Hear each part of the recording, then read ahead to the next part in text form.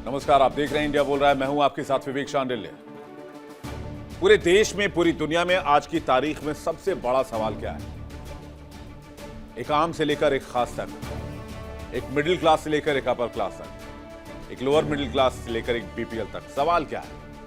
आखिर America, Iran, Israel जंग कब खत्म होगी?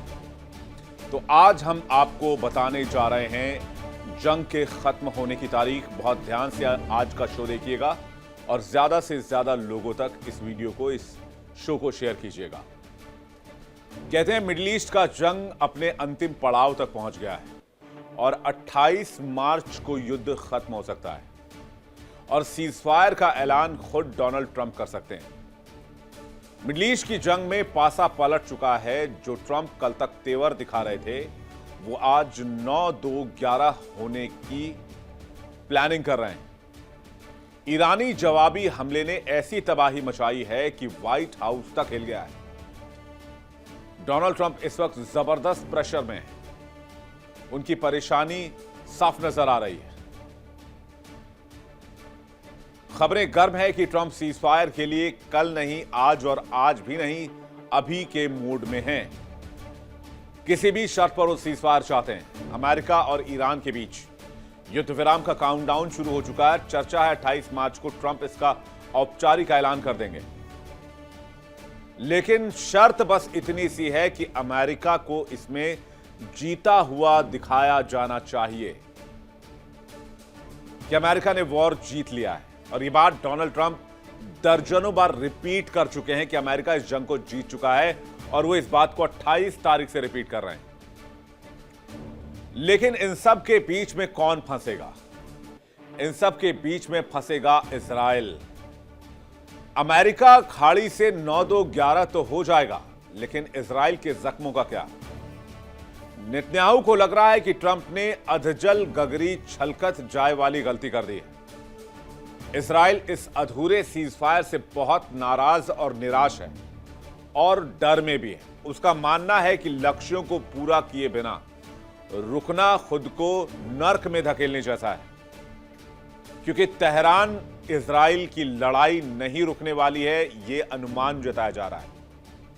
और जो तेहरान एक साथ अमेरिका, इजराइल के साथ साथ 12 देशों का मुकाबला कर सकता है, वो तेहरान इजराइल की क्या स्थिति करेगा, यह अनुमान लगाना बहुत मुश्किल नहीं है।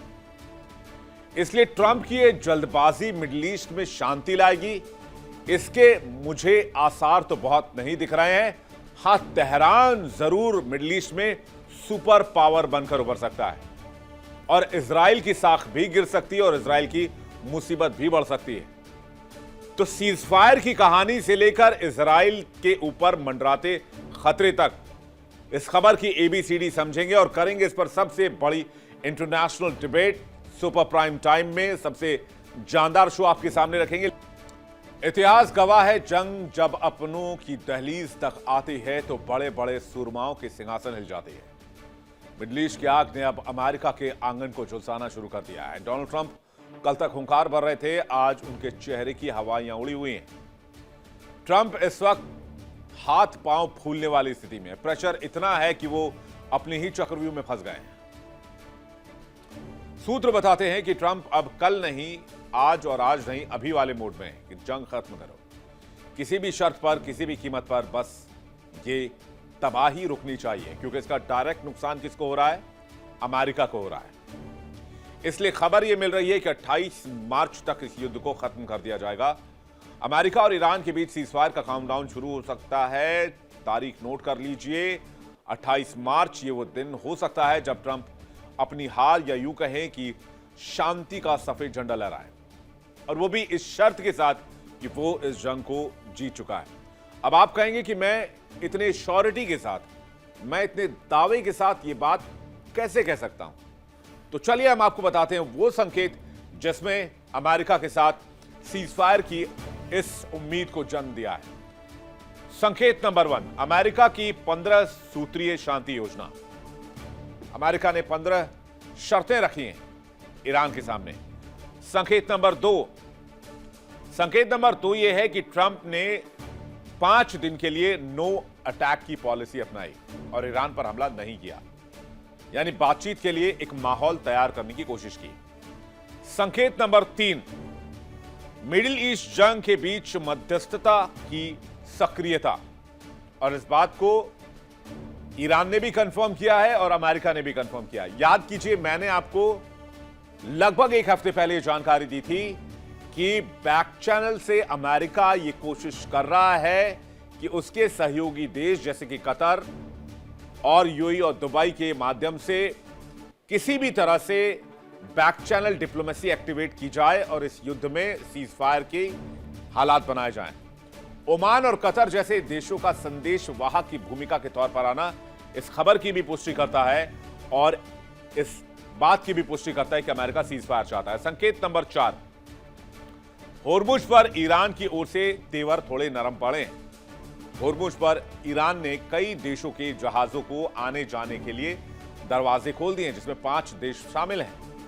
संकेत नंबर 5, स्ट्रेट ऑफ होर्मुज बंद होने से वैश्विक आर्थिक दबाव बढ़ गया था और जंग के कारण ऊर्जा बाजार में तेल की कीमतों में जबरदस्त हलचल देखी जा रही थी, जिसके बाद डोनाल्ड ट्रंप पर बहुत प्रेशर था, अमेरिका पर बहुत प्रेशर था, इंक्लूडिंग यूएस। अमेरिका के अंदर भी तेल की कीमतें बहुत नॉर्मल रेंज में नहीं चल रही थी। वहां के लोग ट्रंप से सवाल पूछ रहे थे, इसलिए इस दबाव के बाद जल्द से जल्द समाधान चाहते हैं डोनाल्ड ट्रंप। और एक और संकेत मैं ऐड ऑन कर देता हूं, जिस चाइना दौरे को डोनाल्ड ट्रंप ने टाल दिया था, वो चीन का दौरा फिर से स्ट्रीमलाइन कर दिया गया है, तारीख तय कर दी गई है और अब ट्रंप चीन के दौरे पर मई महीने में जाने वाले हैं। अब ट्रंप की हालत उखल में सिर डाल दिया तो मूसल से क्या डरना, लेकिन यहां तो मूसल नहीं, ईरान की मिसाइलें बरस रही हैं। लोग पूछ रहे हैं अमेरिका इतना मजबूर क्यों है? जवाब है ईरान की वो कार्रवाई जिसने पेंटागन के होश उड़ा दिए और अमेरिका ने एंटीसिपेट नहीं किया था। इजराइल ने भी नहीं बताया अमेरिका को, क्योंकि इजराइल की जो खुफिया एजेंसी है मोसाद, उसके एजेंट्स ईरान में बहुत सक्रिय हैं और ईरान को यह इल्म था कि इजराइल को यह इल्म था कि ईरान के पास बहुत जबरदस्त फायर पावर है। इसका जवाब अमेरिका नहीं दे पाएगा मिडिल ईस्ट में खास करके, और अमेरिका को लगा था कि वो ईरान को दबा लेगा, लेकिन ईरान ने ईंट का जवाब पत्थर से दिया। एक और बात ध्यान देने वाली है कि इस जंग की शुरुआत 28 फरवरी को शनिवार के दिन ही हुई, और गौर कीजिए कि इस युद्ध पर 28 मार्च यानी कि शनिवार को ही युद्ध विराम के संकेत मिल रहे हैं। लेकिन इसमें फंस कौन रहा है? इसमें फंस रहे हैं बेंजामिन नेतन्याहू और फंस रहा है इजराइल। ट्रंप तो सीजफायर चाहते हैं, लेकिन हमला क्यों किया था? इजराइल के कहने पर किया था। तो क्या इजराइल अमेरिका के ऑब्जेक्टिव्स पूरे हुए? नहीं हुए। ना तेहरान गिरा, ना ईरान का रेजिम चेंज हुआ, ना ईरान में हालात बदले, और ना ही ईरान झुकने को, सरेंडर करने को तैयार हुआ। इसके अलावा तो ईरान के अंदर 2 ऑब्जेक्टिव्स और बढ़ गए। एक तो अमेरिका ने नया ऑब्जेक्टिव तय किया कि खार्ग को कंट्रोल करेंगे, और दूसरा ऑब्जेक्टिव कि स्ट्रेट ऑफ होर्मुज तो कम से कम खुलवा लें। अमेरिका छाती पीटता रह गया, पूरी दुनिया से मदद की गुहार लगाता रह गया, लेकिन कोई भी देश होर्मुज आने के लिए तैयार नहीं था। तो जब हाथ में कुछ आया ही नहीं 26 दिन की लड़ाई के बाद, और अमेरिका यहां से 9-2-11 होने के फिराक में है, तो इजराइल की हालत आप सोच सकते हैं। अब इजराइल की स्थिति है मरता क्या ना करता वाली। इसकी वजह क्या है, आइए आपको बताते हैं, जल्दी से देखिए। पहली वजह तो सीजफायर होने से लक्ष्य अधूरे रह जाएंगे। एक भी लक्ष्य हासिल नहीं कर पाएगा अमेरिका और इजराइल। ईरान के परमाणु कार्यक्रम को खत्म करना चाहते थे, लेकिन वो टारगेट भी अधूरा रह जाएगा। और ईरान के पास आज की तारीख में सीआईए ने कंफर्म किया है 440 किलो संवर्धित यूरेनियम मौजूद है, जो कि 10 से 12 परमाणु बम बनाने के लिए काफी है। अब वजह नंबर 2, युद्ध रुकने से ईरान को अपनी सैन्य शक्ति को फिर से संगठित करने का मौका मिलेगा। ईरान को आर्थिक रूप से भी संभलने का मौका मिल जाएगा, क्योंकि ईरानी तेल को 30 दिन की छूट दी हुई है अमेरिका ने कि आप तेल बेचिए, क्योंकि ऑयल मार्केट डिस्टेबलाइज हो गया है। वजह नंबर 3, इजराइल की ईरान पर भविष्य में हमला करने की क्षमता सीमित हो सकती है, क्योंकि ईरान इस मिडिल ईस्ट में एक बड़े ताकत के तौर पर उभर सकता है। अब ईरान को कौन छुएगा? जब अमेरिका नहीं छुपाया तो और कौन सा देश जाके ईरान को बोलेगा कि तुम हमारी तरह चलोगे या मेरे जैसा काम करोगे? अब तो स्थिति यह है कि ईरान न सिर्फ मिडिल ईस्ट को हड़काएगा बल्कि इजराइल को भी मारेगा। तो डोनाल्ड ट्रंप तो मिडिल ईस्ट से 9-11 हो जाएंगे अपने USS Gerald R Ford, USS Tripoli और यूएसएस इब्राहिम लिंकन को लेकर। पिसेगा कौन? पिसेंगे वो देश जो इस रीजन में मौजूद है, जो लोकेशन नहीं बदल सकते हैं, स्पेशली इजराइल और मिडिल ईस्ट के वो देश जो अमेरिका के दोस्त हैं। अब वजह नंबर 4 भी आप देख लिए। इजराइल युद्ध को ईरान के प्रॉक्सी गुटों को कुचलने के मौके के तौर पर देख रहा है, लेकिन सीजफायर होने से ईरान के प्रॉक्सी गुट बच जाएंगे। वजह नंबर 5, ईरान वास्तव में अपनी परमाणु महत्वाकांक्षाएं नहीं छोड़ेगा।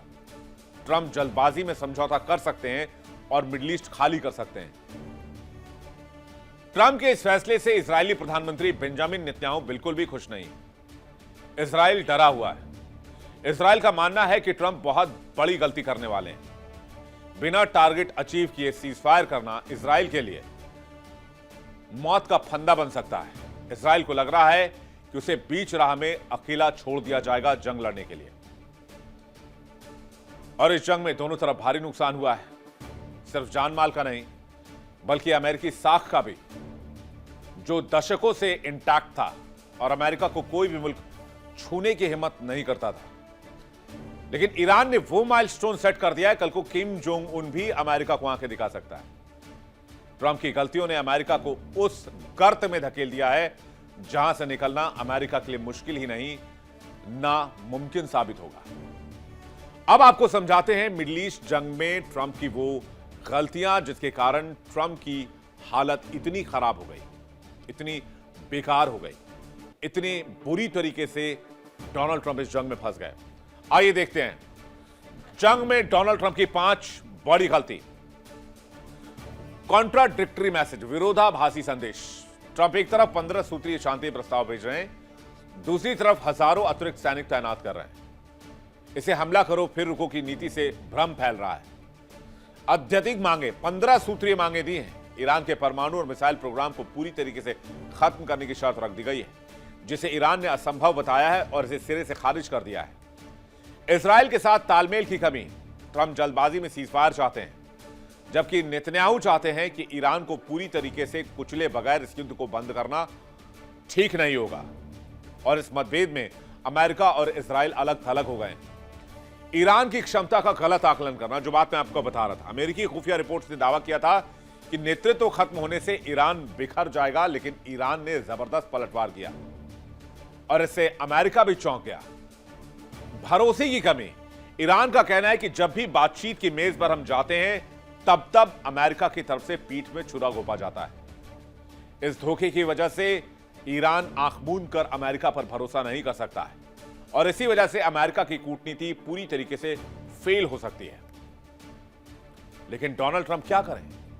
उनके लिए यह सीजफायर नाक का सवाल बन चुका है। मिड टर्म इलेक्शंस आने वाले हैं।